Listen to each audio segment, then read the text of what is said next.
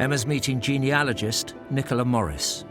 Nicola. Hi, Emma. Hi. Lovely to meet you. How you doing? And welcome to Dunlavin. Thank you. So I've been hearing that this is where some of my roots lie. Right. With a man called Richard Fowler, who is my 5 times great-grandfather. So the land that he had, which is Boher Boy, Brewers Hill and Boggy Meadow, is outside of the town. So as well as his land, he had an inn here. Now, unfortunately, we don't know which building it was that was his at the time. Okay. What we do know is that the Dunlavin Inn here was here in 1790s. So a contemporary of Richard Fowler's, if not his own pub. So should we go inside and I've got some more information on Richard for you? Mate, I'd love to, thank you. I have some documents here that record Richard Fowler. So the first record that we find, the first reference that we find to him is in November 1797. And this is in the Union Star newspaper, which was a newspaper of the United Irishman. It was very much a propaganda paper. The Society of United Irishmen was founded in 1791. At the time, Ireland was ruled by the British monarch, George III. The United Irishmen wanted to establish an independent Irish republic. This appealed to many Irish Catholics who wanted self-rule.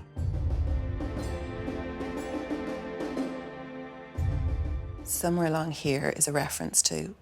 OK, Fowler, a distiller in Dunlavin, a notorious informer and one of those privileged murderers, Orangemen.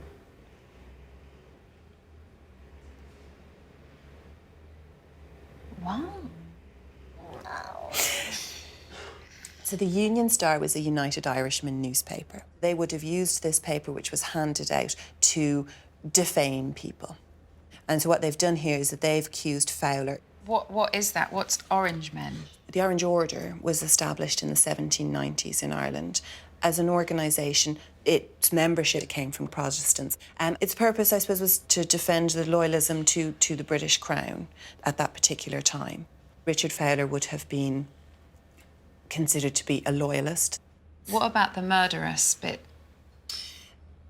This statement about Fowler very likely comes from an incident that Fowler was involved with.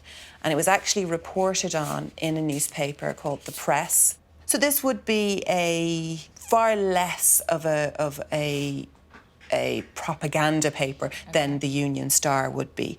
A little bit more balanced reporting in it. In the morning of the 20th of October last, between the hours of 1 and 2, Lieutenant H of the Antrim Militia, Richard Fowler of Dunlavin, and Thomas Butler of County Kildare went to the house of Michael Egan and, having opened the door, desired him and his son, Thomas Egan, to come down out of their beds. They were not even allowed to dress themselves, and on the very instant that they appeared, they were knocked down and received many desperate stabs. Would a stab back then be the same as one now? They were using bayonets, so, I mean, yes, it would have been. Naked and bleeding as they were, on daring to complain of such treatment, were again knocked down and beaten in a most unmerciful manner. Should I keep reading or not? If you want to. On their arrival at the guardhouse, they were again stabbed with bayonets.